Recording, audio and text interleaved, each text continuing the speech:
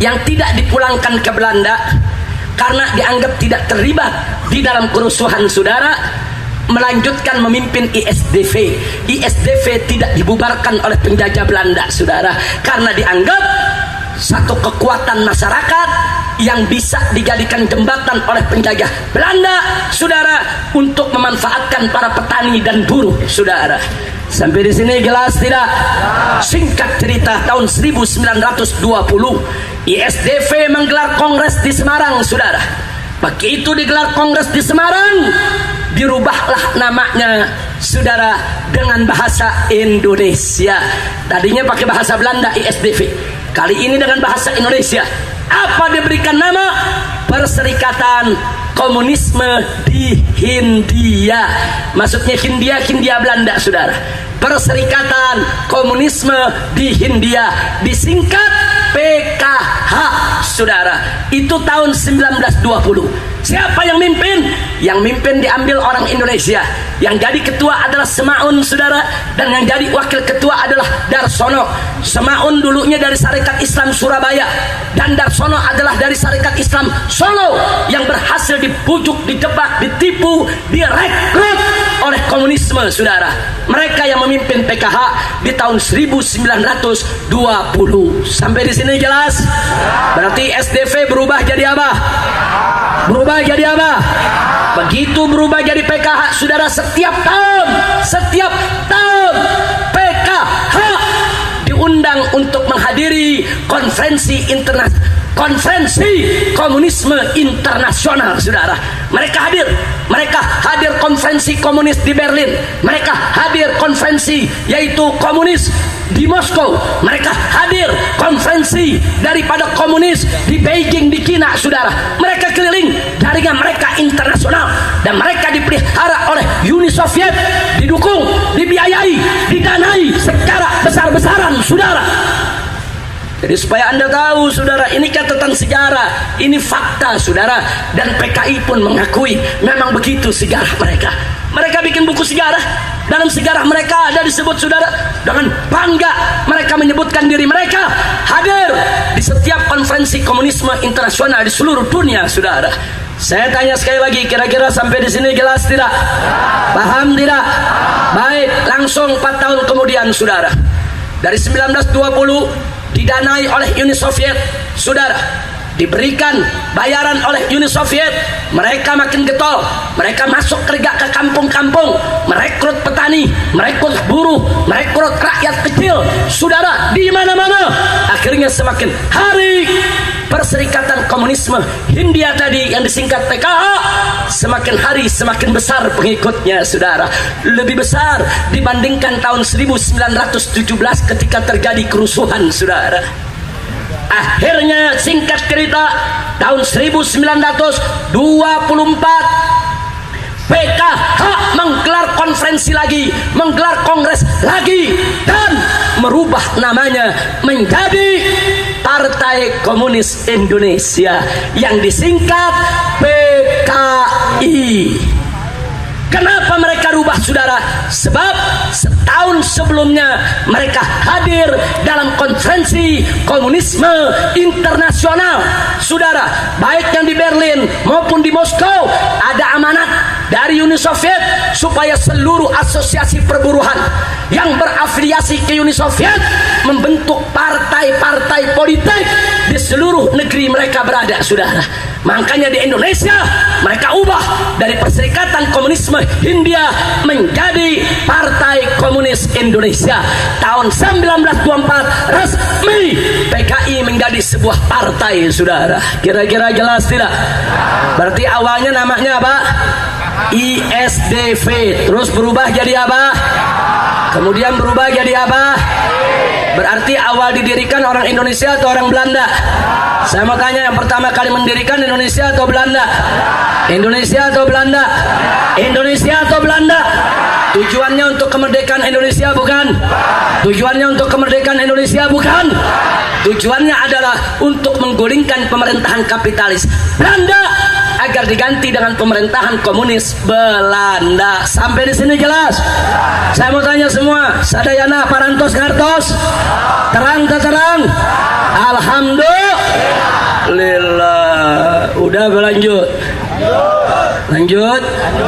Masih panjang nih. Masih panjang. Baru tahun 24, kita udah 2015 nih. Lanjut. Bisa sampai pagi nggak apa-apa. Betul. Mau hujan nggak apa-apa. Emang udah lama nggak hujan ya. Siap sampai pagi? Sampai subuh? Ente sampai subuh, aneh pulang. Dipikir layar tancap, emang bener sih ada layar tancap di sini. Lanjut. Baik, kita lanjutkan saudara. Begitu tahun 1924 menjadi Partai Komunis Indonesia, maka kali ini dipimpin oleh Musso dan Alimin saudara. Pertama dipimpin oleh Semaun dan Darsono. Kali ini begitu menjadi PKI dipimpin oleh Musso dan Alimin. Musso punya rumah di Moskow saudara. Musso punya rumah mewah di Moskow saudara. Dia pulang pergi ke Moskow saudara untuk mengatur seluruh gerakannya. Dan dia dibiayai oleh Uni Soviet dan dilindungi oleh KGB, agen rahasia daripada Uni Soviet. Ini antek asing. Ini bukan kerja untuk bangsa Indonesia. Ini bukan kerja untuk kemerdekaan Indonesia. Tidak ada nasionalismenya saudara. Jelas? Baik, kita lanjutkan saudara. Tahun 1924 Musso memimpin PKI dibantu oleh Alimin dan lainnya saudara, mengembangkan PKI ke kampung-kampung saudara. Begitu mereka merasa sudah kuat, di tahun 1926 dan 27 saudara, dia merasa sudah besar, pengikutnya sudah banyak, berakar sampai di desa-desa. Kali ini mereka melakukan kerusuhan lebih besar daripada tahun 1917 saudara. Besar-besaran mereka bakar pelabuhan, mereka bakar perusahaan-perusahaan Belanda, mereka bakar perkebunan-perkebunan saudara, mereka bakar pasar-pasar masyarakat saudara. Ya, mereka bikin kacau di mana-mana. Pemerintah Belanda marah, turunkan tentara saudara. Terjadi keributan besar-besaran. Akhirnya Musso dan Alimin ditangkap, dibuang ke Moskow saudara. Pimpinan PKI semua ditangkap, dibuang ke Moskow saudara. Sementara PKI dibubarkan oleh Belanda. Lalu bagaimana nasib petani dan nasib para yaitu buruh saudara? Kesian, mereka ditangkapi, mereka ditembaki, mereka dibunuh. Bahkan puluhan petani digantung di jalan-jalan saudara. Puluhan petani digantung oleh Belanda di jalan-jalan. Tiap kecamatan ada petani yang digantung untuk nakut-nakuti rakyat. Siapa mau lawan Belanda? Begini nasibnya, petani dibunuh, buruh dibunuh, umat dibantai. Sementara pimpinan PKI semua akhirnya kembali ke Moskow, punya rumah di Moskow, punya mobil di Moskow, punya harta di Moskow. Jahat tidak? Listrik tidak? Takbir. Jadi petani dan buruh jadi korban, betul? Begitu cara kerja PKI saudara. Sampai sekarang nih, sampai sekarang nih PKI mainnya di pabrik-pabrik saudara. Pekerja-pekerja direkrut, ayo ikut serikat buruh kami. Ini serikat buruhnya ada yang Islam, ada yang komunis saudara. Hati-hati, petani-petani saudara dibujuk untuk ikut mereka saudara. Para petani, para buruh, kita cinta negeri, kita cinta Indonesia, tapi jangan sampai kalian tertipu dengan langkah-langkah yang dilakukan oleh PKI gaya baru. Betul? Siap lawan PKI, siap ganyang PKI, siap lindungi buruh dan petani kita. Takbir. Sallu ala Nabi. Itu kejadian tahun 1927 saudara. Makanya anak-anak muda yang suka buka internet, hati-hati. Di internet kalau kita buka, anak-anak PKI bikin kronologis. Apa mereka bilang? Kami adalah pejuang kemerdekaan, kami adalah pahlawan bangsa. Tahun 1917 dan 1927 kami melakukan pemberontakan terhadap Belanda yang orang lain gak berani lakukan. Kami bakar pabrik-pabriknya Belanda, kami bakar kantor-kantornya Belanda, kami bakar semua tempat-tempat perusahaannya Belanda. Kami adalah pahlawan. Jadi kalau anak muda yang nggak tahu sejarah saudara, mereka pikir benar. Nah, karena belajarnya me internet bukan me kiai. Sekarang ini ada syekh baru, kiai musyrik, namanya Syekh Google. Namanya apa? Syekh Google saudara. Jadi belajar nanyanya ke Google, begitu tuh hasilnya saudara. Nah, anak muda baca, oh PKI pahlawan, 1917 berjuang, 1927 berjuang. Oh bener juga PKI pahlawan. Akhirnya dijatuh cinta sama PKI. Bahaya tidak? Saya tanya, bahaya tidak? Bahaya tidak? Jadi saya mau tanya, 1917, 1927 ketika PKI melakukan kerusuhan dengan memanfaatkan petani dan buruh, saudara, saya mau tanya, mereka untuk kemerdekaan Indonesia bukan? Jawab yang kompak. Untuk kemerdekaan Indonesia bukan? Untuk kemerdekaan Indonesia bukan? Jadi mereka bukan pejuang, bukan pahlawan. Jangan kita tertipu dengan sejarah, saudara. Kira-kira sampai di sini jelas tidak? Jelas tidak? Akhirnya 1927 PKI dibubarkan. Musso Alimin dibuang ke Moskow dan kawan-kawan. Di tahun 1934 akhirnya Musso diizinkan oleh pemerintah Hindia Belanda untuk kembali ke Indonesia, tapi tidak boleh menghidupkan lagi PKI, tidak boleh bikin lagi organisasi. Pulang ini orang-orang PKI dari Moskow, saudara. Jadi ingat, mereka di Moskow hidup senang-senang, mereka dapat gaji, mereka dapat rumah, mereka dapat fasilitas, saudara. Sementara ribuan petani masih di penjara, saudara, nggak dikeluarkan oleh Belanda.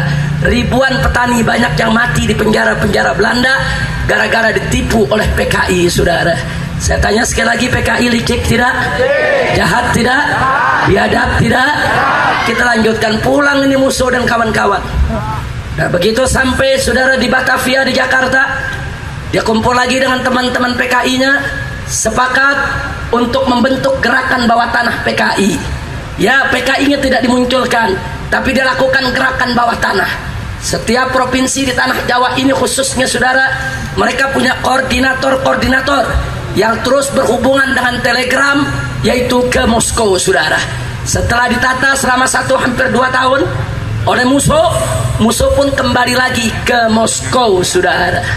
Musso kembali ke Moskow, dia atur gerakan bawah tanah PKI dari Moskow, saudara. Itu kejadian 1934 sampai 1936, saudara. Dari 36 terus sampai kita merdeka, Musso dan kawan-kawan mengatur gerakan PKI dari Moskow di Uni Soviet. Sampai sini jelas tidak? Sampai sini jelas tidak? Paham semuanya? Baik, kita lanjutkan, saudara. Tibalah kemerdekaan Republik Indonesia pada tanggal 17 Agustus tahun 1945. Bagaimana Indonesia merdeka, saudara? Itu dari beberapa tahun sebelumnya, saudara, para tokoh nasional, para founding father, para pendiri bangsa Indonesia terus menerus melakukan pertemuan-pertemuan, baik dari kelompok Islam maupun dari kelompok nasionalis, saudara. Dari kelompok Islam ada Kiai Haji Wahid Hashim, saudara, yaitu putra daripada pendiri Nahdlatul Ulama yang ketika itu memimpin NU, saudara. Dan yang kedua adalah ada Kiai Haji Abdul Qahar Muzakkir yang ketika itu adalah sepuh pimpinan daripada Muhammadiyah. Dan yang ketiga masih ada Kiai Haji Agus Salim yang merupakan sepuh pimpinan daripada Sarekat Islam, saudara. Itu dari kelompok Islam. Masih ada beberapa tokoh yang lainnya, saudara. Tapi jangan lupa ada 3 serangkai, NU, Muhammadiyah, Sarekat Islam, mati-matian hadir setiap rapat, hadir setiap perundingan, saudara, untuk sungguh-sungguh bagaimana memerdekakan Indonesia. Bagus tidak? Bagus tidak? Saya mau tanya, kalau gitu NU bagus tidak? Muhammadiyah bagus tidak? Sarekat Islam bagus tidak? PKI nggak ada ikut perundingan, PKI nggak ada ikut menentukan lahirnya bangsa Indonesia, saudara. Nggak ada. Kemudian dari tokoh nasionalis ada Bung Karno, Bung Hatta, Bung Yamin, saudara. Mereka rembuk sama-sama untuk menentukan bagaimana kemerdekaan Republik Indonesia. Kalau gitu saya mau tanya, jasa mereka besar tidak? Saya mau tanya, jasa Kiai Haji Wahid Hashim besar tidak? Kiai Haji Abdul Qahar Muzakkir dari Muhammadiyah besar tidak? Kiai Haji Agus Salim dari Sarekat Islam besar tidak? Bung Karno besar tidak? Bung Hatta besar tidak? Bung Yamin besar tidak? jasa mereka semua besar, saudara. Singkat cerita, akhirnya saudara 17 Agustus 1945 Indonesia diproklamasikan kemerdekaannya. Alhamdulillah. Saya mau tanya, apa ada PKI ikut andil? Apa ada PKI ikut rapat? Apa ada PKI ikut merumuskan? Apa ada PKI ikut buat Pancasila? Apa ada PKI buat NKRI? Enggak ada. Mereka masih bercokol di Moskow. Mereka jadi antek asing. Mereka menjadi budak Soviet. Mereka menjadi budak-budak komunis, saudara. Hei, anak-anak PKI, jangan coba-coba kau katakan bahwa PKI pejuang, PKI pahlawan, PKI revolusioner, dusta, bohong, penipu. Yang pejuang adalah NU, betul. Yang pejuang adalah Muhammadiyah, betul. Yang pejuang adalah saudara Sarekat Islam, betul. Takbir. Insya Allah. Bung Hatta, Bung Yamin, begitu juga Bung Karno, mereka adalah pejuang-pejuang yang ikut merumuskan lahirnya Negara Kesatuan Republik Indonesia. Alhamdulillah. Singkat cerita, kita baru merdeka nih sebulan dari Agustus. September, saudara, PKI minta dilibatkan. PKI pengen diakuin, enggak, ditolak oleh Bung Karno, ditolak oleh Bung Hatta, ditolak oleh NU, ditolak oleh Muhammadiyah, ditolak oleh Sarekat Islam. Apa jasa mereka, saudara? Mereka nggak punya jasa.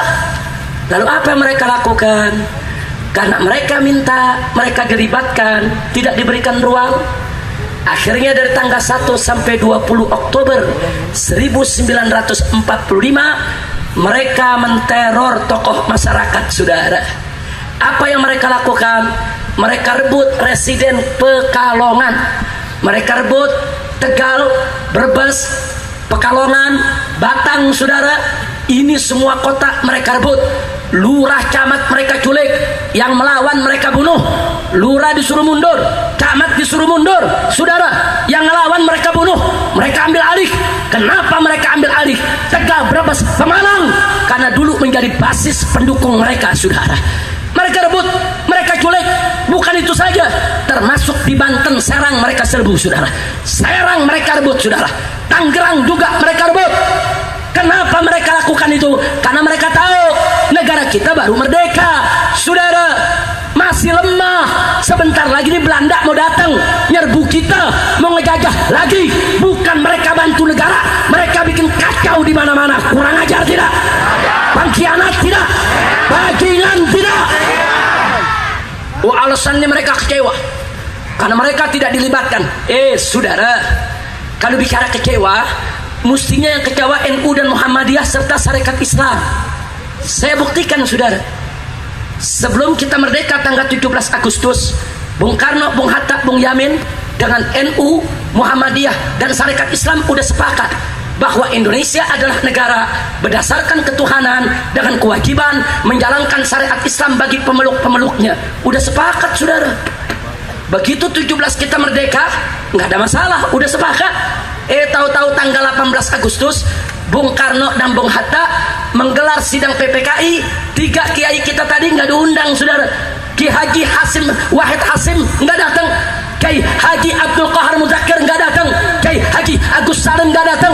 Kenapa, saudara, mereka bertiga tidak diundang? Sebab berbulan-bulan berdebat, Bung Karno, Bung Hatta, Bung Yamin nggak menang lawan kiai kita, saudara. Enggak, bagaimana mau menang? Kiai-kiai kita yang 3 tadi hafal Quran, hafal hadis, terus Bung Karno mau lawan. Dari mana datangnya, saudara? Jangan kata Pancasila yang cuma 5 butir, Al-Quran 30 juz mereka telan. Betul? Betul? Malah sekarang pejabat disuruh baca Pancasila banyak yang nggak hafal. Betul? Betul? Betul? Takbir! Jadi biar tahu, saudara. Jadi kalau mau bicara sakit hati, saudara, NU kecewa, Muhammadiyah kecewa, Sarekat Islam kecewa, semua kecewa. Kenapa Bung Karno dan Bung Hatta menghapus kalimat dengan kewajiban menjalankan syariat Islam bagi pemeluk-pemeluknya? Kenapa? Mereka semua kecewa, saudara. Tapi dengan arif dan bijaknya almarhum wal maghfurullah Kiai Haji Wahid Hasyim Asy'ari menasihati orang-orang NU. Kiai Haji Abdul Qahar Muzakir menasihati orang-orang Muhammadiyah. Kiai Haji Agus Salim menasihati orang-orang Sarekat Islam. Apa nasihatnya? Wahai umat Islam, sabarlah, jangan ribut.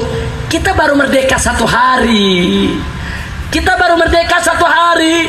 Ini di depan kita, ini Belanda mau datang, mau nyerbu lagi, mau ngejajah lagi. Jangan ribut dulu. Jangan ribut, kita bersatu dulu lawan Belanda. Nanti kalau negara sudah stabil, baru kita musyawarah lagi soal dasar negara. Saya tanya, kalau gitu NU arif tidak? Muhammadiyah bijak tidak? Sarekat Islam bagus tidak? Tapi jujur, kalau mau bicara kecewa, kecewa gak? Kalau mau bicara kecewa, kecewa gak? Kalau mau bicara sakit hati tidak? Tapi NU Muhammadiyah dan Sarekat Islam nggak emosional, saudara. Akhirnya Bung Karno malu, Bung Hatta malu, datang ke Kiai Haji Wahid Hasyim Asy'ari minta maaf.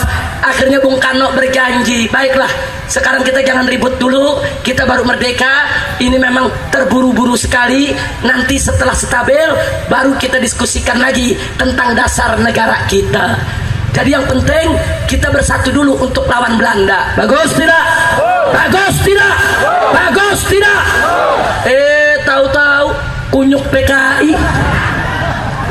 Kunyuk PKI datang, saudara, mau protes, mau kecewa, nyulik lurah, bunuh camat, saudara, culik bupati. Kurang ajar tidak? Kalau begitu saya mau tanya, mereka pejuang atau pecundang? Pahlawan atau bajingan? Takbir! Berarti saya mau tanya, jasa NU besar tidak? Jasa Muhammadiyah besar tidak? Jasa Sarekat Islam besar tidak? Jasa para kiai besar tidak? Takbir! Hidup Islam! Hidup NU! Hidup Muhammadiyah! Hidup Sarekat Islam! Hidup Ormas Islam! Takbir! Shallu ala Nabi! Sampai di sini jelas tidak? Paham? Udah malam nih. Lanjut. Masih mau tahu soal PKI? Kan udah cukup, udah bajingan. Mau ditambah? Betul? Baik. Setelah tanggal 1 sampai 20 Oktober 1945, PKI menebar teror. Tepat pada tanggal 21 Oktober, PKI mendeklarasikan diri kembali, saudara. 21 Oktober 1945 PKI mendeklarasikan sebagai Partai Komunis Indonesia secara resmi di Indonesia, saudara. Jadi kita merdeka 17 Agustus, PKI diresmikan 21 Oktober. Jadi duluanan mana, PKI apa merdeka? PKI apa merdeka? Nah, berarti PKI ada andil gak dalam kemerdekaan? Nggak ada. Kunyuk. Kira-kira jelas tidak? Takbir! Alhamdulillah. Kita lanjutkan, saudara. Begitu mereka mendeklarasikan sebagai partai PKI, tetap tidak dianggap oleh Bung Karno, tidak dianggap oleh Bung Hatta, tidak dianggap oleh ormas-ormas Islam. Akhirnya mereka bikin kekacauan di mana-mana, saudara. Dari Residen Pekalongan mereka serbu Cirebon, mereka usir tentara rakyat Indonesia, mereka rebut gudang senjatanya, saudara. Nggak sampai di situ, di Lebak, Banten, saudara, Bupati Lebak mereka culik, mereka sembelih di jalan, saudara. Nggak sampai di situ, saudara, seorang tokoh di Tangerang yang bernama Otto Iskandar Dinata mereka culik, mereka bunuh, saudara. Itu salah satu pahlawan nasional. Mereka culik camat, mereka culik bupati, mereka bunuh di mana-mana, saudara. Mereka bikin kekacauan. Nggak sampai di situ, saudara. Bahkan beberapa pesantren mereka bakar, beberapa kiai mereka sembelih.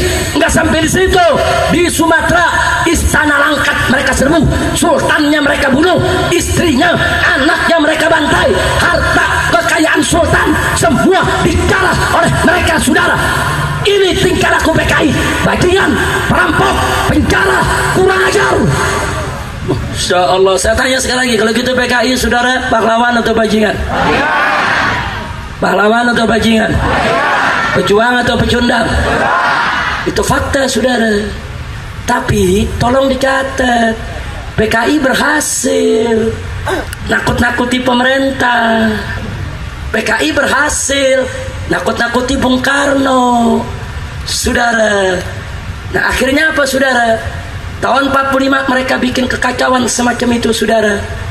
Sampai tahun 46 mereka bikin kekacauan, mereka teror di mana-mana, kiai diculik, camat diculik, yang mereka nggak suka mereka bunuh, saudara.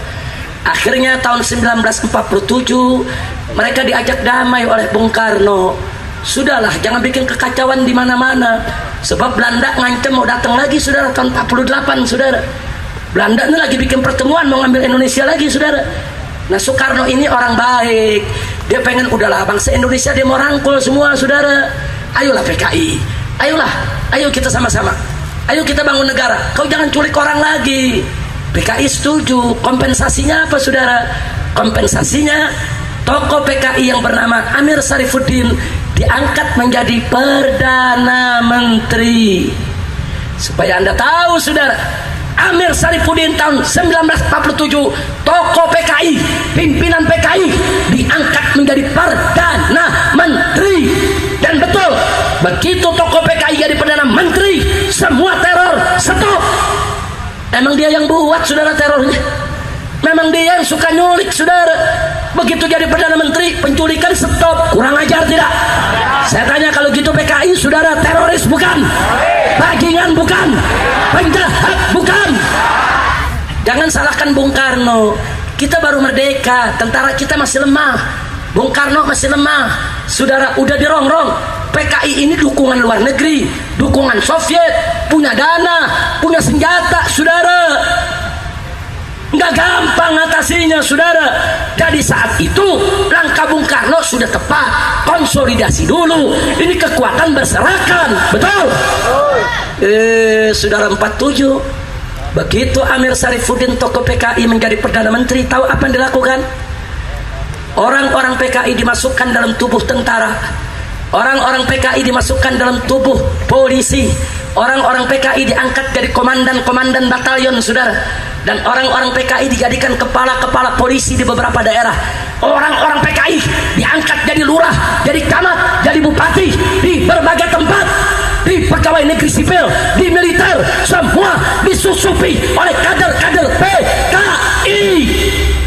1 tahun dia berkuasa, kader PKI masuk ke semua lini. Masya Allah, kira-kira jelas tidak? Likik tidak? Likik tidak? Sekali lagi, likik tidak? Umat Islam marah, NU marah, Muhammadiyah marah, saudara. Syarikat Islam marah, tentara ikut marah, saudara. Apa-apaan ini? Kok PKI berkuasa di mana-mana, khususnya di Jawa Tengah, saudara. Marah semua. Datang ke Bung Karno, saudara, supaya ini dibubarkan kabinet Amir Syarifuddin.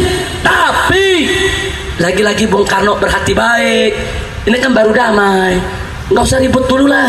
Yang penting kan sekarang penculikan nggak ada nih, pembunuhan nggak ada, pelan-pelan lah kita selesaikan.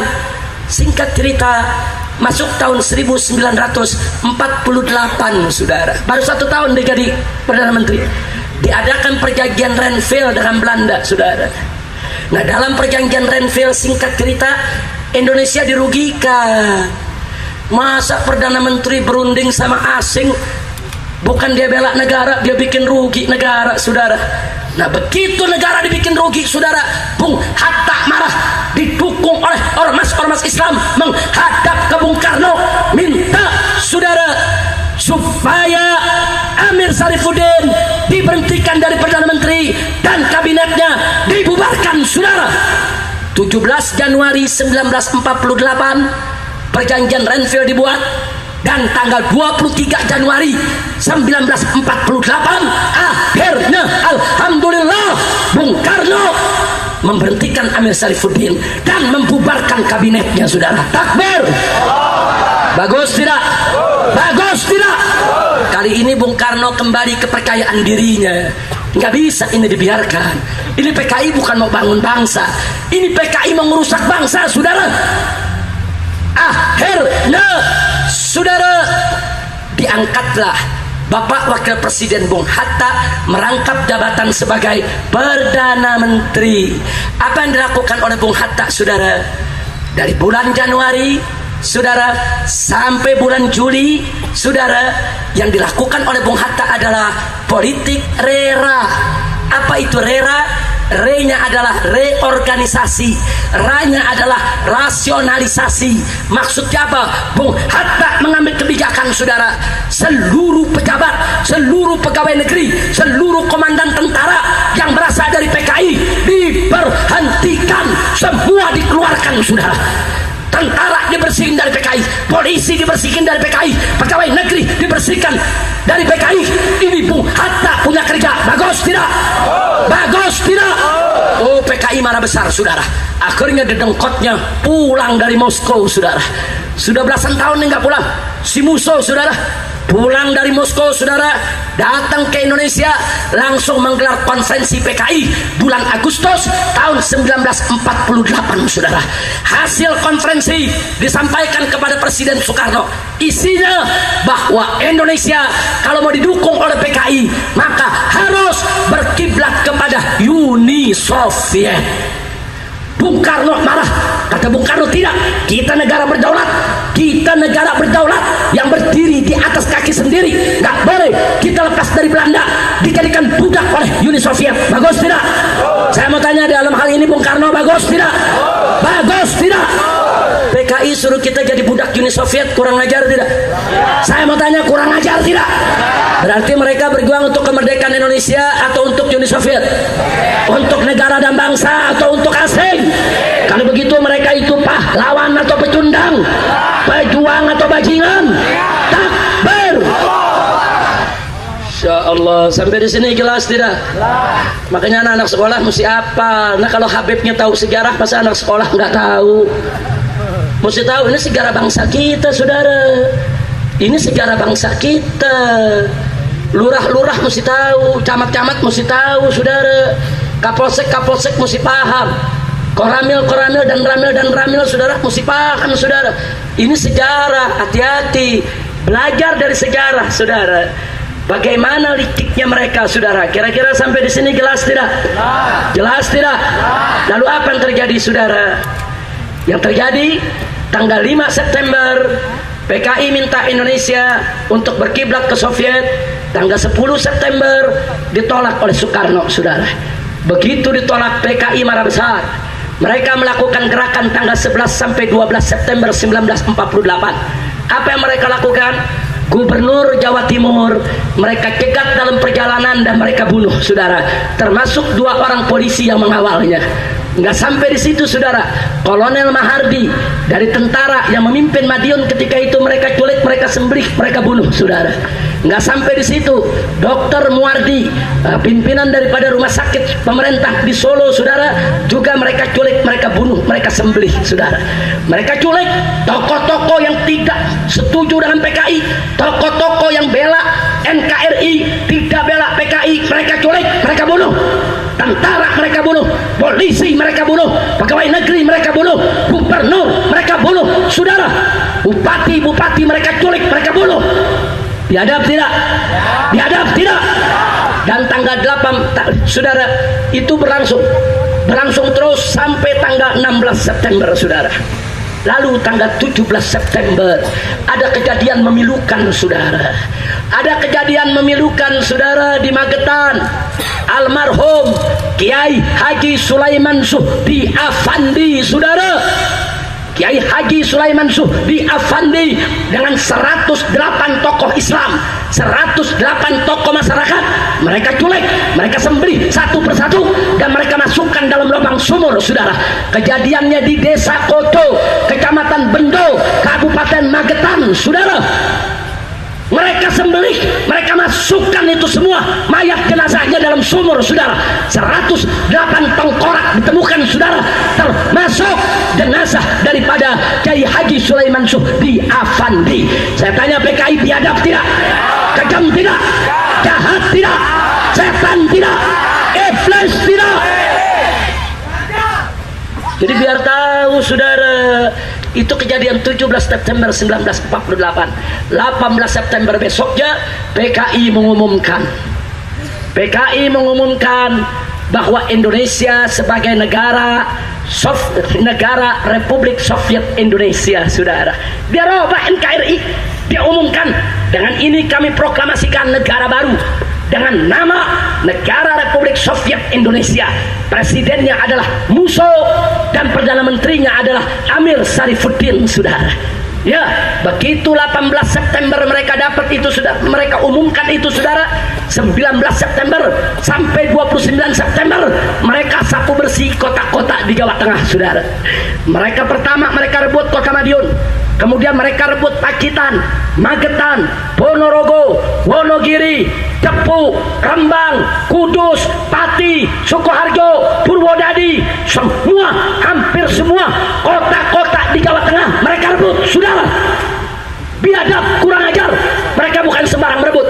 Begitu mereka rebut, tokoh-tokohnya mereka kumpulkan, mereka bunuh, saudara. Ada 2 pabrik gula yang mereka jadikan sebagai tempat pemotongan, saudara. Begitu itu terjadi, saudara, Presiden Soekarno memberikan perintah kepada Panglima Besar Jenderal Sudirman untuk mengerahkan TNI, saudara, untuk melawan yaitu PKI di Madiun dan sekitarnya. TNI Jawa Tengah ketika itu lumpuh, saudara. Akhirnya dibawa TNI dari Jawa Timur dan pasukan Siliwangi dari Jawa Barat, saudara. Semua terjun ke Madiun perang melawan PKI, saudara. Akhirnya alhamdulillah tanggal 30 September 1948 Panglima Besar Jenderal Sudirman berhasil merebut seluruh kota Madiun dari tangan PKI, saudara. Takbir. Saya tanya, jasa para jenderal besar tidak? Jasa tentara besar tidak? Jasa Bung Karno besar tidak? Takbir. Tapi catat, saudara, PKI begitu kalah oleh TNI, keluar dari Madiun, itu sepanjang jalan mereka culikin kiai, saudara. Pondok pesantren mereka bakar, kiai-kiai mereka seret, mereka ikat, mereka bawa ke pabrik gula Goranggareng dan pabrik gula Alstewu, saudara. 2 pabrik gula ini dikumpulkan kiai, santri, tokoh masyarakat, saudara. Jumlahnya ratusan sampai ribuan orang. Satu persatu mereka sembelih, saudara. Mereka sembelih dalam pabrik gula. Saking banyak yang mereka sembelih, itu darah sampai ke betis kaki orang, saudara. Biadab. Dan mereka buat 7 lubang neraka, saudara. Kenapa disebut lubang neraka? Karena setiap lubang ada ratusan mayat kiai, tokoh-tokoh NU, santri-santri yang mereka bunuh, mereka masukkan ke lubang, saudara. Itu yang ditemukan 7 lubang. Itu yang ditemukan baru di Magetan, saudara. Bagaimana tempat yang lain? Semalam saya bertemu dengan Kiai Haji Saudara Ahmad, yaitu Syafi'i Mufid, saudara, seorang tokoh NU, bercerita dulu waktu peristiwa PKI Habib, saya masih jadi santri di Demak. Saya jadi santri di Demak, itu santri-santri pondok saking takutnya dengan teror PKI, nggak berani tidur di pesantren. Malam pesantren kita kosongkan, kita tidur di kebun, kita tidur di kuburan, nggak berani tidur di pesantren. Kenapa? Karena PKI bisa menyergap, dia bakar pesantren. Sama kiai dan santri-santri hidup bisa dibakar, saudara. Ini terornya PKI, ini biadabnya PKI, saudara. Tanya kepada orang-orang tua kita, tanya kepada kiai-kiai kita yang mengalami itu semua. Maka itu saya tanya, PKI biadab tidak? Bajingan tidak? Zalim tidak? Siap lawan PKI? Siap ganyang PKI? Takbir. Insya Allah. Itu 7 lubang yang ketahuan. Yang nggak ketahuan sampai saat ini, saudara. Jadi biar tahu, jadi ketika itu, saudara, NU banyak jadi korban, Masyumi, Muhammadiyah banyak jadi korban, saudara. Mereka disembeli, dibunuh, saudara. Orang-orang Sarekat Islam banyak jadi korban. Nah, jadi biar tahu, saudara, bagaimana nasib para ulama kita dulu menghadapi teror PKI. PKI berkuasa di Jawa Tengah. Kenapa? Karena di setiap kota mereka punya basis sangat kuat, sampai ke Blora, sampai ke Blitar dan lain sebagainya, saudara. Kira-kira sampai di sini jelas tidak? Jelas tidak? Baru di bulan November tahun 1948, Jenderal Sudirman dengan pasukan tentaranya berhasil menguasai seluruh kota di Jawa Tengah, saudara. Akhirnya Muso ditangkap, Alimin ditangkap, dan mereka dieksekusi, ditembak mati, saudara. Alhamdulillah, selesai tahun 48. Saya tanya, sampai di sini PKI jahat tidak? Biadab tidak? Zolim tidak? Saya mau tanya, layak gak kalau ketika itu dibubarkan? Pantas tidak? Wajib tidak? Itu yang diminta oleh tentara. Tentara menghadap presiden minta PKI dibubarkan. Jenderal Sudirman minta PKI dibubarkan, saudara. Begitu juga para ulama, para kiai minta PKI dibubarkan. Tapi sayang, sejuta sayang, lagi-lagi Bung Karno terlalu baik hati. Bung Karno menolak pembubaran PKI karena Bung Karno masih berharap, sudahlah, itu kan musuh, itu kan oknum. Sekarang kan ada tokoh PKI yang lain yang gak terlibat dalam pemberontakan di Madiun. Mungkin mereka masih mau bangun negara. Ini baiknya Bung Karno, saudara, yang disalahgunakan oleh PKI. Akhirnya PKI tidak dibubarkan, saudara. Saya mau tanya, jujur, PKI biadab tidak? Jahat tidak? Kerusuhannya parah tidak? Kejahatannya parah tidak? Musuhnya bubarin jangan? Musuhnya bubarin, saudara. Enggak dibubarin. Kan presiden punya kuasa penuh, saudara. Baik, tolong catat baik-baik. Sebelum saya lanjutkan, catat baik-baik. Bung Karno bukan PKI. Bukan, saya nggak pernah menuduh Bung Karno PKI, saudara. Bung Karno bukan PKI. Akan tetapi keputusan-keputusan Bung Karno banyak menguntungkan PKI. Kira-kira jelas tidak? Jelas tidak? Nah, termasuk yang ini, sudah tidak dibubarkan. Lalu apa yang terjadi? Tahun 1950 PKI melakukan konferensi, melakukan pembaharuan. Tampillah DN Aidit sebagai pemimpinnya, saudara, didampingi dengan Nyoto dan yang lainnya, saudara. Akhirnya DN Aidit pimpin. Lalu apa yang dilihat? Oh, ini gara-gara peristiwa Madiun, ini masyarakat gak simpatik lagi sama PKI. Bagaimana supaya masyarakat simpatik dengan PKI? Bagaimana supaya PKI ini namanya, citranya naik kembali? Akhirnya mereka pakai ilmu menjilat, saudara. Mereka jilat Bung Karno habis-habisan. Mereka puja-puji Bung Karno, mereka bela Bung Karno, saudara. Mereka bikin laporan-laporan yang menyenangkan Bung Karno. Semua putusan Bung Karno mereka dukung, semua putusan Bung Karno mereka bela, mereka manut. Mereka nggak pernah lagi mau protes Bung Karno. Kenapa? Untuk balas jasa atas kebaikan Bung Karno tidak mau membubarkan PKI. Akhirnya Bung Karno sayang kepada PKI, saudara. Sayang betul.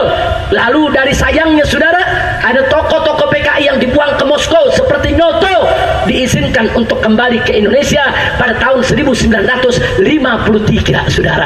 Tokoh-tokoh PKI yang lari ke Cina, yang lari ke Moskow, rame-rame balik di bawah pimpinan DN Aidit, saudara. Kira-kira jelas tidak? Jelas tidak? Enggak sampai di situ. Bahkan di tahun 1955 PKI berhasil membersihkan namanya lagi, berhasil merebut simpatik masyarakat lagi, dan akhirnya PKI diizinkan ikut pemilihan umum pertama di Indonesia, saudara. Hasilnya PKI menjadi 4 besar pemenang pemilu, saudara. Setelah ada PNI, Masumi, NU, dan PKI. Ketika itu, saudara, tercatat tidak kurang dari 1,5 juta anggota PKI di seluruh Indonesia. 1.500.000 orang, saudara, tercatat dari hasil pemilu, saudara. Coba lihat, saudara, kok bisa begitu? Itulah bangsa Indonesia, mudah memaafkan orang, saudara. Orang salah, ya udahlah, maafin. Ya memang kita begitu, sudah mudah memaafkan. Tapi jangan salah paham. Ada orang lain yang menyalahgunakan sikap baik kita. Ada orang lain yang nggak tahu diri, menyalahgunakan daripada pemaafnya kita. Betul? Maka itu saya tanya, PKI tahu diri tidak? Licik tidak? Jahat tidak? Oh, saudara, begitu PKI 55, saudara, memenangkan persoalan tersebut, saudara, akhirnya apa yang terjadi?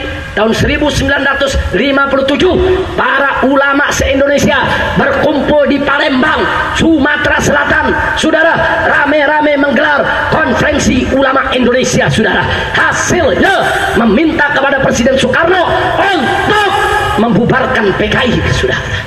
Ulama yang minta. Ini putusan konferensi ulama tahun 1957. Semua ulama dari semua golongan, dari NU, dari Masumi, dari Muhammadiyah, dari Syarikat Islam, semua kumpul. Tapi ditolak oleh Bung Karno, saudara.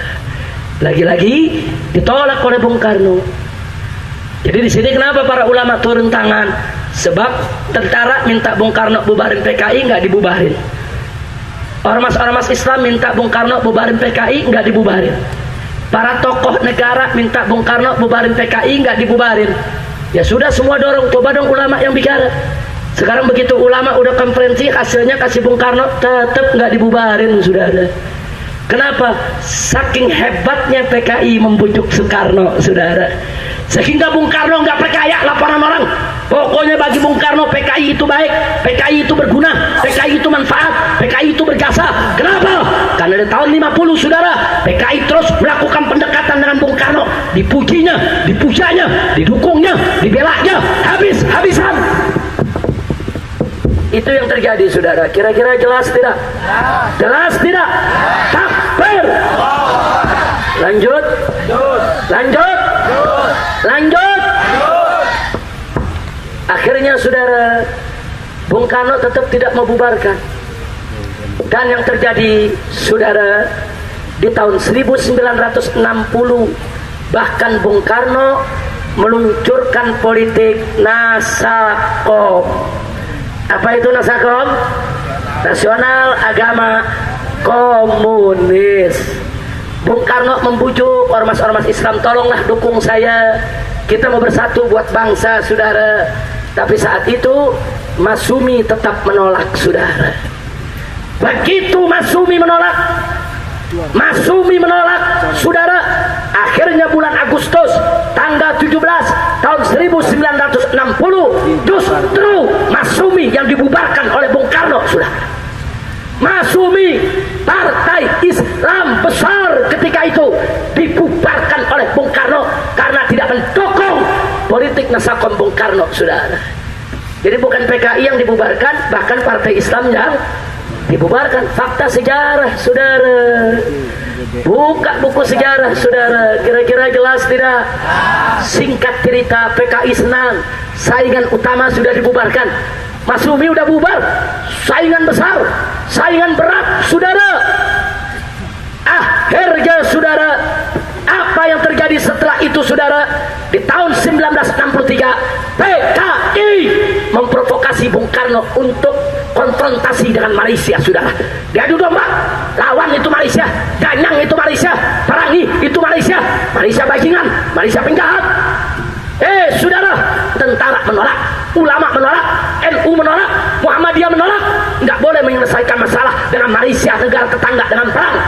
Tapi PKI ngotot, harus perang. Kenapa PKI ngotot? Ada dua tujuan, saudara. Satu, PKI di Indonesia sudah kuat.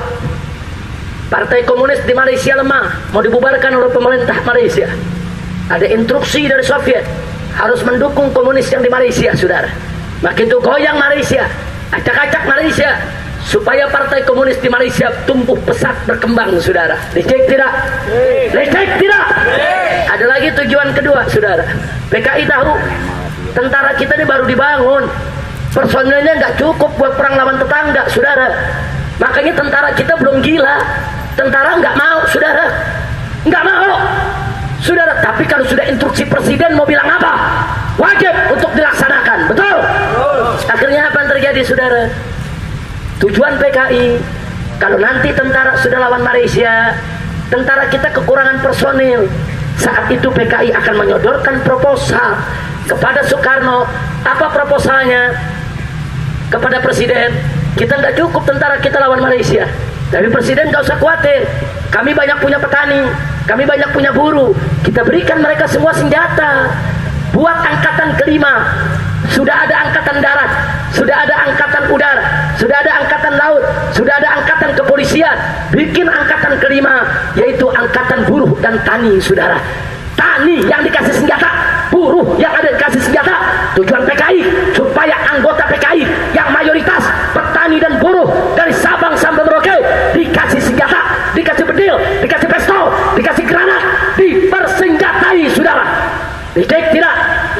Cek tidak? Ini dikium oleh ormas Islam, saudara. GPII turun ke jalan, saudara, demonstrasi menolak, saudara, untuk angkatan kelima. PII turun ke jalan menolak. Hasilnya apa, saudara? PKI tersinggung, minta Bung Karno untuk membubarkan GPII, Gerakan Pemuda Islam Indonesia, dan dibubarkan oleh Bung Karno, saudara. Masumi dibubarkan, GPII dibubarkan karena semua melawan PKI, saudara. Maaf, saya mau tanya, kalau begitu pengaruh PKI kuat tidak? Kuat tidak? Soekarno saat itu lemah, PKI yang kuat, saudara. PKI terlalu kuat, makanya dia bisa dikte Bung Karno, saudara. Bung Karno bukan PKI, bukan. Tapi posisi Bung Karno lemah, posisi PKI cukup kuat ketika itu, saudara. Jadi biar anda tahu PKI itu nggak main-main. Saya mau tanya, kalau PKI lemah apa bisa ngatur presiden? Jawab yang kompak. Kalau PKI lemah apa bisa atur presiden?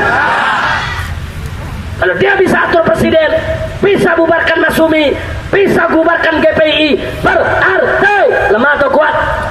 Lemah atau kuat? Pengaruhnya kecil atau besar? Nggak sampai di situ. Begitu GPI dibubarkan, ulama-ulama marah, kiai-kiai marah, saudara. Lalu PKI tersinggung, minta Bung Karno tangkap itu semua ulama, dan hasilnya Bung Karno menangkap ulama, saudara. 1, Buya Hamka ditangkap, saudara.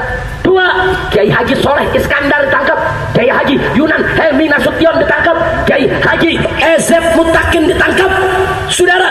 Semua kiai-kiai besar ditangkap, dijebloskan ke penjara. Saya tanya saudara, PKI kurang ajar tidak? Biadab tidak? PKI merasa senang, musuh-musuh besar udah bubar, GPI bubar, Masumi bubar. Kali ini saudara ditambah lagi nih, ulama-ulama ditangkepi, saudara. Senang dia, senang. Akhirnya tahun 1964, saudara, ada namanya Partai Murba. Apa itu Murba? Singkatan dari Musyawarah Rakyat Banyak, saudara. Anggota Partai Murba sebagian dulu mantan anggota PKI, jadi mereka tahu rencana PKI, saudara. Nah, orang-orang Partai Murba ini, saudara, lapor ke Bung Karno, hati-hati Bapak Presiden, PKI mau kudeta, PKI ini mau kudeta, jangan diberi kesempatan, mereka punya niat busuk, niat jahat. Lagi-lagi Bung Karno nggak percaya. PKI tersinggung, lapor lagi ke Bung Karno supaya Murba dibubarkan. Hasilnya, saudara, bulan Januari tahun 1965 Partai Murba dibubarkan. Saya mau tanya sekali lagi, kalau gitu saat itu PKI lemah atau kuat? Pengaruhnya kecil atau besar? Dari mana anda tahu kuat? Kalau lemah nggak bisa ngatur presiden, betul? Yang bisa ngatur presiden lemah apa kuat? Ringan atau berat pengaruhnya? Yakin? Betul? Takbir! Akhirnya betul, saudara, bulan Juli tahun 1965, saudara, PKI, saudara, mendapatkan izin dari presiden untuk membawa 2000 kadernya dari buruh dan petani untuk dilatih militer. Diajarkan menggunakan senapan bedil laras panjang, diajarkan menggunakan pistol, diajarkan melempar granat, diajarkan taktik strategi perang, saudara. Di mana tempatnya? Di Halim, Jakarta, dekat Lubang Buaya, saudara. Di situ mereka latihan. 2000 pemuda PKI latihan dengan senjata resmi diizinkan oleh negara, saudara. Coba kita lihat, saudara, mereka udah nggak ada yang protes lagi. Kiai-kiai udah ditangkepin, saudara. Murba udah dibubarkan, GPI dibubarkan, PSI juga dibubarkan, pimpinan AWS Kokroaminoto, begitu juga Masumi dibubarkan. Semua lawan politik dibubarkan, saudara. Semua lawan politik PKI dibubarkan. Akhirnya bulan Juli, saudara, masuk sampai Agustus, sampai September, mereka latihan perang di Halim, mereka atur rencana. Puncaknya tanggal 30 September, mereka sudah punya rencana. Ada 7 jenderal yang harus mereka bunuh, saudara. Karena mereka melihat musuh mereka yang paling berat cuma TNI, cuma tentara saat itu. Ulama udah dijebloskan ke penjara, Masumi udah dibubarkan, PSI udah dibubarkan, Murba udah dibubarkan, saudara. sudah dibubarkan saudara, semua sudah dilumpuhkan. Musuh berat tinggal satu, musuh beratnya adalah tentara. Kalau mau melumpuhkan tentara, bunuh jenderalnya saudara. Maka itu saudara, pasukan Kakrabirawa yang dikenal sebagai pengawal presiden, yang juga berasal dari tentara, yang berhasil direkrut oleh PKI, saudara, mereka lah yang mendatangi rumah-rumah para jenderal. Mereka culik satu persatu, mereka bawa satu persatu ke lubang buaya, saudara. Hanya satu yang selamat, yaitu Jenderal Abdul Haris Nasution, saudara. Itu pun putrinya tertembak dan mati, saudara. Putri bungsunya yang masih berusia 5 atau 6 tahun, ada Irma Suryani Nasution, nggak peduli PKI, walaupun anak kecil, bunuh, tembak, matiin. Saya tanya saudara, PKI bejat tidak? Jahat tidak? Licik tidak? Kejam tidak? Diculik semuanya, dan semuanya dibunuh saudara, disembelih saudara, dibunuh, disiksa, dan dimasukkan dalam lubang buaya. Besok paginya 1 Oktober, PKI mengumumkan lewat Radio Republik Indonesia, dia fitnah para jenderal. Apa dia bilang kepada masyarakat rakyat Indonesia? Bahwa ada rencana kudeta dari Dewan Jenderal dan sudah kami gagalkan. Dengan ini kami akan mengumumkan Dewan Revolusi Baru. Jadi mereka mau balik saudara, mereka mau balik. Tapi akhirnya apa yang terjadi saudara? Hari itu juga pimpinan tentara saat itu Abdul Haris Nasution, yang sedang dalam keadaan shock, meminta kepada bawahannya, yang tidak lain dan tidak bukan adalah Jenderal Soeharto, ketika itu pangkat masih letjen, untuk mengambil alih keamanan negara saudara, melalui Kostrad yang dipimpinnya. Saat itu juga Kostrad saudara, dan seterusnya menguasai RRI saudara, dan mengumumkan kepada seluruh bangsa Indonesia bahwa kudeta PKI digagalkan. Nggak ada itu kudeta kepada negara saudara. Akhirnya mereka diserbu di Halim, dipimpin oleh Sarwo Edi. Sarwo Edi itu adalah mertua daripada Presiden SBY saudara. Dipimpin oleh Sarwo Edi, diserbu Halim, dan akhirnya mereka berhasil dilumpuhkan. Ternyata yang berontak dari PKI ada angkatan darat, ada angkatan udara, ada angkatan laut, ada polisi yang direkrut oleh PKI untuk menjadi pengkhianat bangsa. Ini pelajaran bagi tentara, pelajaran bagi polisi, jangan sampai disusupi lagi. Betul? Betul. Ini kadang-kadang tentara sama polisi teriak umat Islam jangan disusupi, lu yang disusupi. Betul? Betul? Iya, teriak-teriak kita jangan disusupi, lu yang disusupi. Untung masih ada jenderal-jenderal baik, betul? Untung masih banyak jenderal-jenderal cinta negara, betul? Anda bayangkan kalau jenderal-jenderalnya semua direkrut sama PKI, jadi komunis kita semua. Bahaya tidak? Bahaya tidak? Kalau begitu TNI dan polisi wajib belajar tidak? Wajib mengambil pelajaran tidak? Wajib menjaga diri tidak? Wajib jaga untuk tidak susupi tidak? Takbir! Masya Allah, sampai di sini jelas saudara. Saya tidak mau melanjutkan. Lanjutannya bagaimana Habib? Ada di layar. Kan tadi sudah disetel sebagian, betul? Masih belum selesai? Belum selesai? Sebentar lagi diteruskan sampai tuntas. Jangan pulang sampai filmnya selesai. Setuju? Setuju? Nah, lanjutannya nanti ada di layar saudara. Bagaimana biadabnya mereka, bagaimana jahatnya mereka, liciknya mereka, bengisnya mereka. Dan tolong dicatat saudara, saking dekatnya Bung Karno dengan PKI, tahun 1962 dua orang pimpinan PKI diangkat menjadi menteri penasehat presiden saudara, yaitu Aidit dan Noto. Dan kurang ajarnya saudara, pada tanggal 5 Oktober begitu terjadi rapat kabinet dipimpin oleh Soekarno untuk menyikapi peristiwa G30 SPKI, dua menteri PKI ikut hadir saudara, ikut hadir dalam rapat, ngotot saudara bahwa tentara yang salah, jenderal yang salah. Itu jenderal kau culik dari rumah, itu jenderal lagi pada tidur kau banguni, kau culik, betul? Jadi kau jangan karang cerita. Kalau jenderal-jenderal itu lagi rapat mau berontak, baru betul, berarti jenderal yang punya makar, betul? Betul? Ini jenderal lagi tidur sama anaknya, lagi tidur di rumah, ada lagi mau sholat subuh saudara, mereka culik, mereka bunuh. PKI pengkhianat, pendusta, pembohong, tukang fitnah saudara. Begitu saya mau tanya sekarang, sekali lagi jawab yang kompak semua rame-rame. Sudah jelas belum soal PKI? Sudah jelas belum soal PKI? Jadi PKI pada awalnya didirikan oleh orang Indonesia atau Belanda? Jawab yang tegas, Indonesia atau Belanda? Untuk kemerdekaan Indonesia atau kepentingan Belanda? Yakin? Percaya? Jadi 1917, 1927 PKI melakukan kerusuhan saudara. Untuk kemerdekaan Indonesia bukan? Untuk kemerdekaan Indonesia bukan? Bahkan yang jadi korban siapa? Petani jadi korban tidak? Buruh jadi korban tidak? Kalau gitu PKI jahat tidak? Jahat tidak? Jahat tidak? Nah, sekarang saya mau tanya dulu, yang culik gubernur siapa? Jawab yang kompak. Yang bunuh gubernur siapa? Yang culik camat siapa? Yang bunuh kiai siapa? Yang bakar pesantren siapa? Yang bunuh jenderal siapa? Yang khianat kepada negara siapa? Kalau begitu saudara PKI biarkan atau lawan? Biarkan atau ganyang? Apa perlu PKI dihidupkan kembali di Indonesia?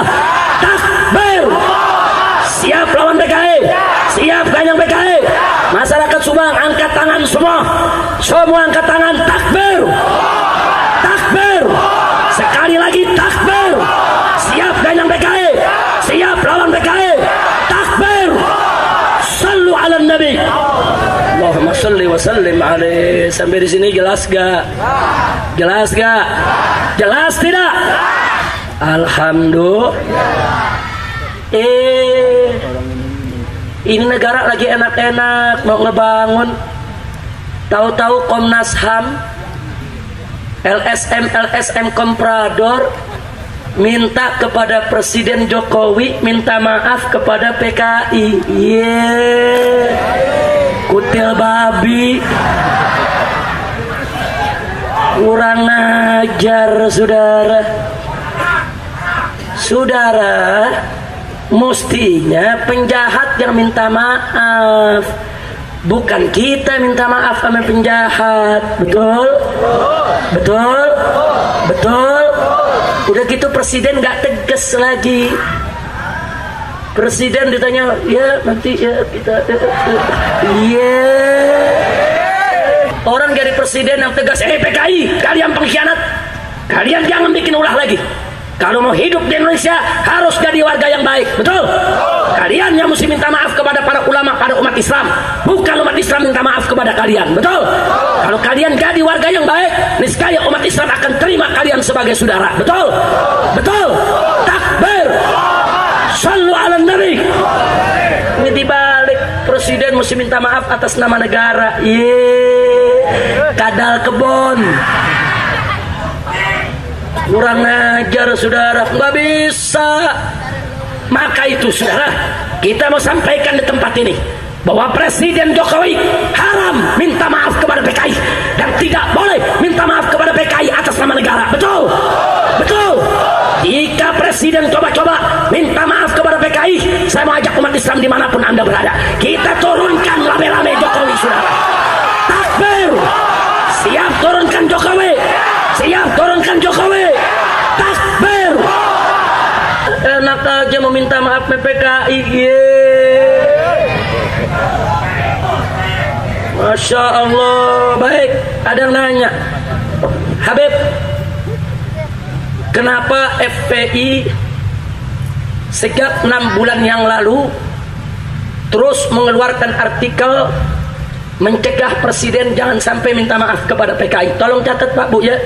Rencananya kemarin presiden mau minta maaf itu pada tanggal 14-15 Agustus saat pidato di DPR RI. Tapi karena diganyang terus, termasuk Pak Kiflan Zen ini yang mengganyang habis-habisan di media, baik di televisi maupun di majalah saudara. Jadi Pak Kiflan Zen dan kawan-kawan, para jenderal-jenderal yang anti PKI, ditambah dengan ulama-ulama NU, karena Kiai Haji Salahuddin Wahid, saudara, beliau adalah putra daripada Kiai Haji Wahid Hashim Asy'ari, cucu daripada pendiri NU. Beliau mengatakan, kalau presiden minta maaf kepada PKI, maka berarti presiden menyakiti perasaan seluruh warga NU, bahkan seluruh umat Islam Indonesia. Betul? Betul? Begitu juga Kiai Haji Hasyim Muzadi, yaitu mantan daripada, yaitu ketua PBNU yang saat ini menjadi salah satu anggota Watim Pres. Dia bicara langsung, Beb, kalau presiden sampai minta maaf kepada PKI, ya sudah, kita barbibar, yaitu barbibar ge udah bubar sigi bubar kabeh, maksudnya bubaran udah. Nah, saya mau tanya nih semua yang ada di sini, saudara, kira-kira dua kiai tadi sudah menyampaikan begitu, saudara, siap kita laksanakan di lapangan? Siap gak yang PKI? Siap bubar-bubaran? Takbir! Nah, sekarang pertanyaannya, kenapa kita begitu keras menolak? Kenapa NU keras menolak? Jangan sampai presiden minta maaf kepada PKI. Kenapa FPI menolak? Kenapa para tentara menolak, saudara? Ada apa? Perhatikan baik-baik. Satu, jika presiden minta maaf kepada PKI, berarti PKI tidak salah, saudara. Dua, kalau PKI tidak salah, berarti yang salah siapa? Kiai. Berarti yang salah NU. Sebab ingat, begitu tahun 1965 para jenderal dibunuh, saudara, tentara kalang kabut di mana-mana. Bagaimana menghadapi PKI? PKI begitu kuat. Ketika itu, saudara, seminggu setelah kejadian, GP Ansor di kota-kota di mana saja di Pulau Jawa turun demonstrasi di jalanan, saudara. Mereka minta kepada presiden untuk bubarkan PKI. PKI marah kepada NU, PKI marah kepada Ansor. Lalu apa yang terjadi, saudara? Di Banyuwangi, pemuda-pemuda Ansor diundang oleh orang-orang PKI, dan orang-orang PKI menyamar pura-pura jadi pemuda Ansor, saudara. Mereka diundang. Begitu mereka masuk ke perkampungan tersebut, gerwani-gerwani menyediakan mereka minum, disambut. Orang-orang Ansor pikir betul mereka orang NU, saudara. Katanya ada tablik akbar. Begitu mereka makan, mereka diracuni. Setelah diracuni, saudara, mereka dalam keadaan sekarat. Mereka disembelih satu persatu dan masukkan dalam lubang. Tidak kurang dari 65 pemuda Ansor disembelih oleh PKI. Begitu juga di Blitar, begitu juga di Blora.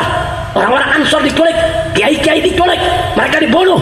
Akhirnya, saudara, tanggal 13 Oktober pecah bentrok NU dengan PKI dari Sabang sampai Merauke, saudara.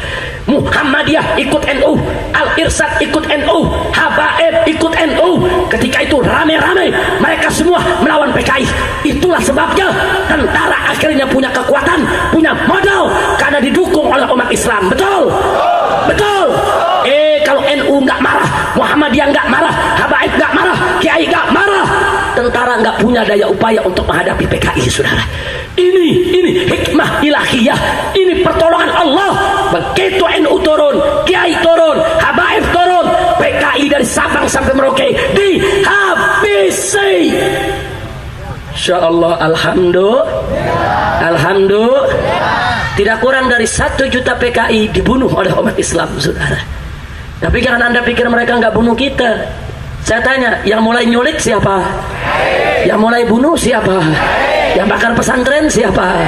Yang bunuh kiai siapa? Jadi kalau nyawa dibayar nyawa, perlu tidak? Udah bagus tidak? Tahu-tahu sekarang PKI teriak ke Amerika, ke PBB, ke Komnas HAM. Apa mereka bilang? Kami tahun 65 ditolimi. Tolong kami, ada pelanggaran HAM. Cengeng. Lu ngajak NU perang begitu kalah, cengeng, kutu babi.